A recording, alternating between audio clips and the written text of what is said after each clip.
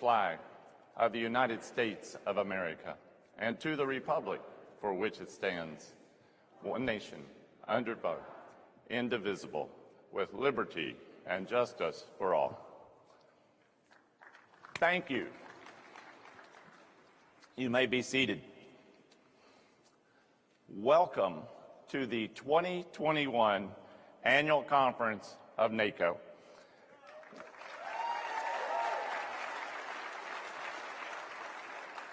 You know, this event was questionable, whether we would be together like this in person. And after all of these months of uncertainty and all of the things that you have been working on to keep your community safe and to keep your county running, here we are together in person. And I might add, we have over 200 people virtual also joining us for this conference. So it's great to be with you. It's great to be back together. So this would not, yes, thank you. This would not have happened without the amazing NACo staff working with the amazing leadership from our host, Prince George's County. And yes,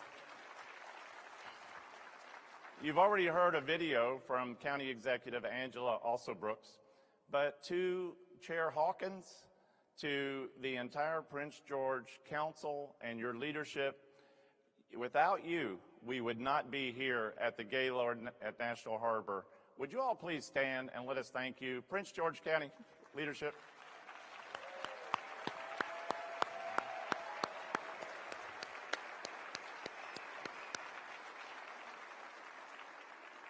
So this leadership, working with the Gaylord amazing management and staff, and of course, your NACo staff, put together this conference in about 3 months that normally would have taken 3 years.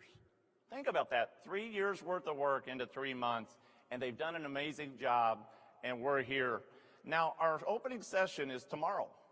We're not supposed to be together as a large gathering like this, but special events call for special adjustments in the schedule. And we have a very special guest with us today, and I'm going to get out of the way and let our first Vice President, DeKalb County, Georgia, County Commissioner Larry Johnson come and introduce our very special guest. Thank you.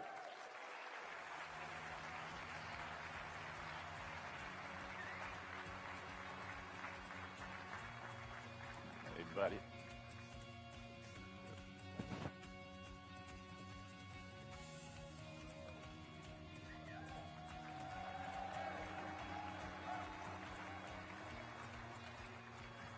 Thank you, President Moore, and thank you to all of you all who are here.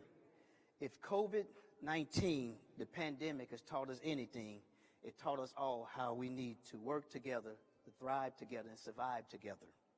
It includes a strong federal, state, and local partnership. At the beginning of this pandemic, we were grateful for the strong partnership with the previous administration. And today, we are grateful for a strong partnership with the Biden-Harris administration.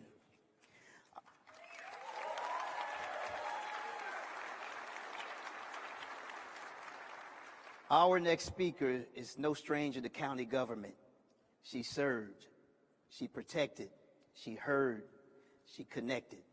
She made a difference in our community, so she understands and knows that counties matter, and she sticks with us.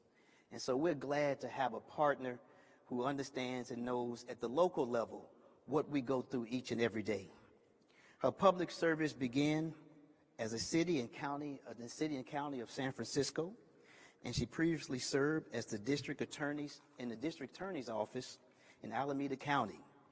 Throughout her careers as the California Attorney General, a U.S. Senator, and now the Vice President of the United States of America,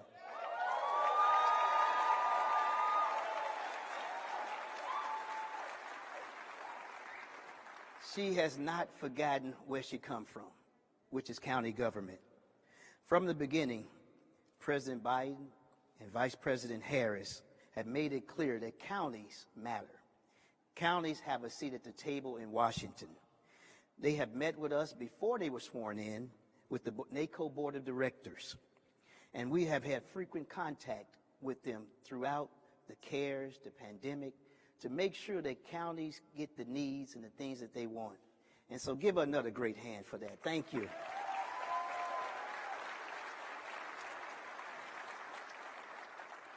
And we look forward to continuing this partnership because we're still not out of the woods yet.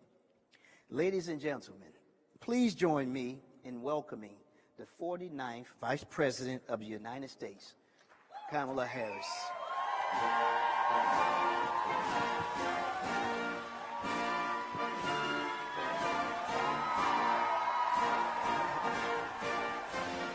Bless you. Keep it up.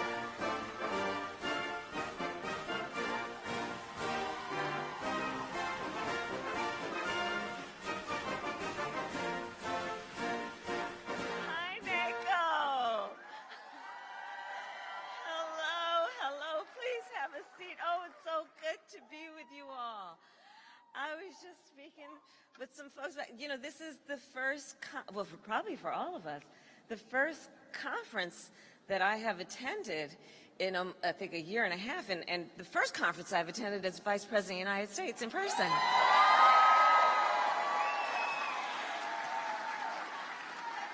So it is only fitting that I would be here with you because, as you know and have heard, I started my career in county government. So it is good to see all of you.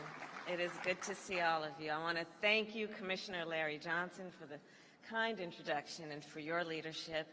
And thank you to Judge Executive Gary Moore for your years of service. And hello, NACo.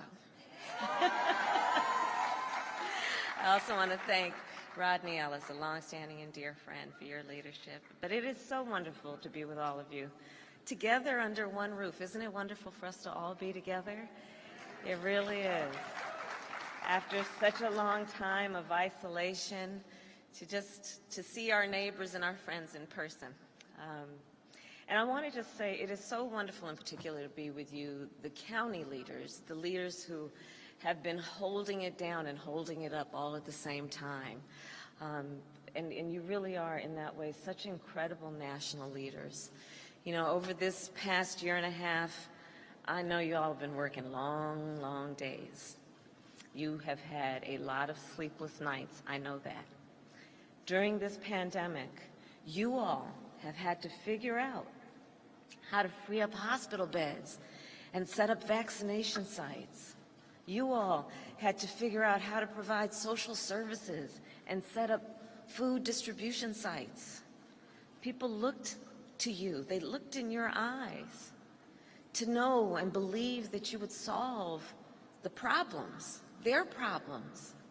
People have looked to you to provide reassurance. They have searched your eyes for comfort and for confidence, to know that everything was going to be okay. And even when you weren't sure, you never gave up. You all never gave up. No matter how tired you were, you woke up every morning to get the job done. And so for all of that, on behalf of your nation, I say thank you. Thank you. Thank you.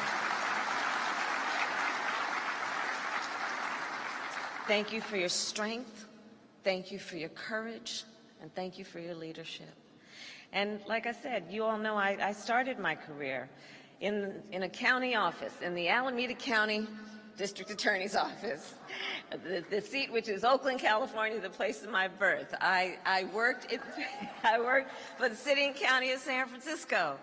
I know county government, and I know from personal experience then how much you all as county leaders take on. And the list of services, so I brought a list. The list of services that counties uniquely provide is a very long list, incredibly long. And so for those who may not be aware, our friends in the press and others who might be here, I'm going to just share with you a few of the essential services that people need to get through their lives, that counties provide. So here's the list. Behavioral health care, birth certificates, building permits and licenses, child care assistance, child support services, CPR classes, financial assistance, flood assistance, foster care, health care services, housing services, jury duty, marriage licenses, pest management, potholes, don't ever forget the potholes, property assessment, public works, restaurant inspections, storm drainage, street lights, substance abuse treatment, transportation assistance, tree trimming services, veterans services, and all things voting.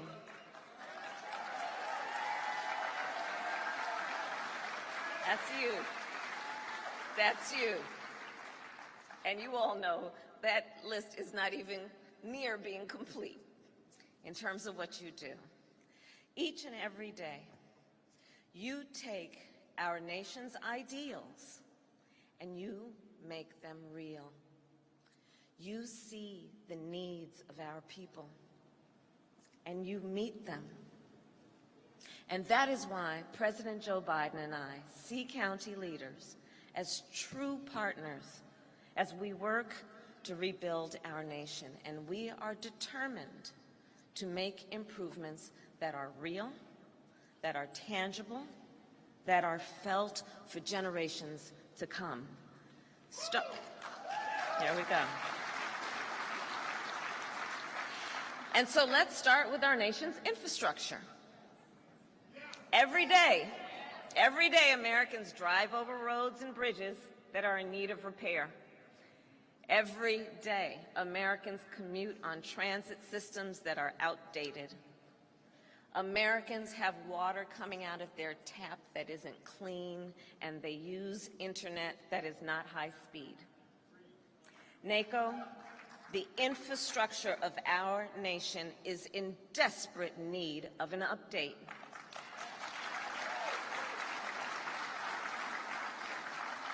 And you all know this firsthand.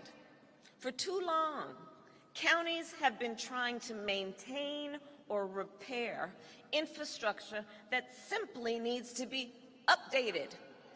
Many of you have had to stretch already tight budgets to make that happen, to put Band-Aids on the problem. And let me be clear, our ailing infrastructure is an all-of-America problem, and it requires an all-of-America solution. The bipartisan infrastructure agreement, we believe, is a very strong start. This agreement, which was developed by Democrats and Republicans, represents the largest long-term infrastructure investment our nation has made in nearly a century. And in so doing, it would improve the lives of the American people in every county. Take, for example, high-speed internet. You all have seen what I have seen in our communities. We have students, even before the pandemic, but students who have to go to the parking lot of a fast food restaurant to use the internet to get their homework done. We have seen our seniors, and during the pandemic, tragically, who were tucked away at the local library trying to video chat with their doctor with little to no privacy. We have seen small businesses move from one county to the next to get a better connection. More than half of our 3,000 counties have internet speeds that are below outdated minimum broadband standards. So I think we all agree this is clearly unacceptable. We agree that when Americans are cut off from high-speed internet, they are in fact being cut off from opportunity. The bipartisan infrastructure agreement will help connect every American to high-speed internet. And through that agreement, we will expand our broadband infrastructure. We will open up competition to bring down prices, and we will close that digital divide. So NACo, I'm mentioning all of this to say the President and I, we need your help to get the bipartisan infrastructure agreement over the finish line to get it done. Because you know what's at stake. Almost uniquely, you know what's at stake. And so I'm here to ask you to share your stories and your expertise as the leaders that you are, to let folks know about the need and to know about the benefit we will provide to so many people when we address this critical issue, which is our nation's infrastructure. And I believe working together, we can get this thing done.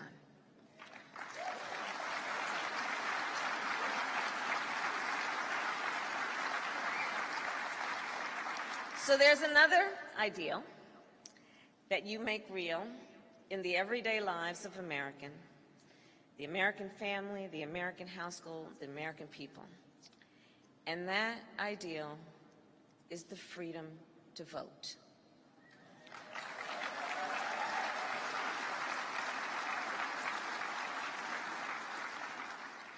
This is a nonpartisan organization, and this issue should be a nonpartisan issue.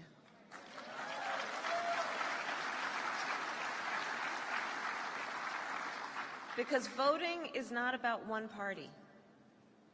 It is about our entire democracy, a democracy which must be grounded in a representative government. And in fact, protecting the right to vote is about as American as apple pie.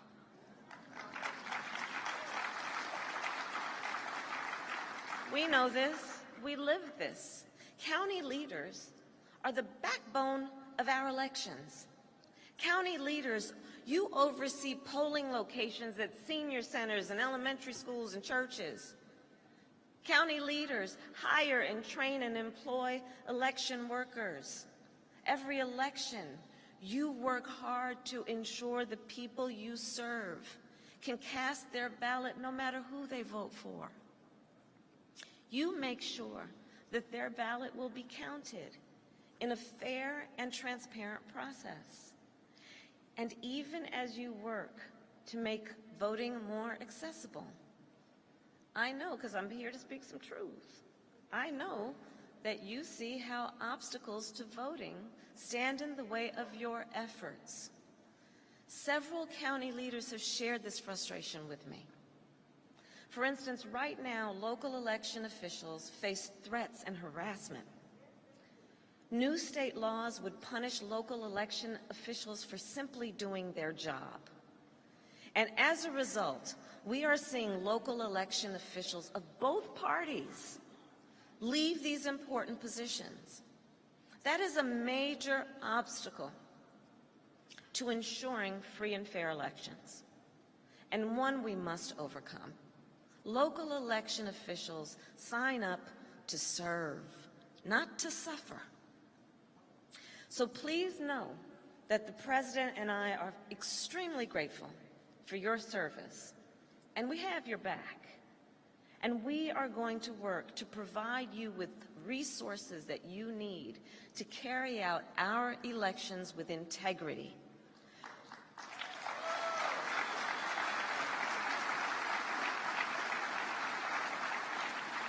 Because in so many ways,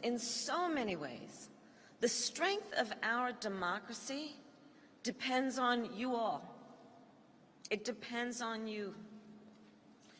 So in closing, you know, often, and you all know this, NACo, the first interaction the American people have with their government is with you. Yeah. You are the leaders the American people look to. You are the leaders the American people trust. You are the leaders who deliver for the American people. You do everything I just previously read from that list, and so much more. So I will end where I started by saying thank you. Thank you for everything you have done and everything you will do. May God bless you, and may God bless America. Thank you all.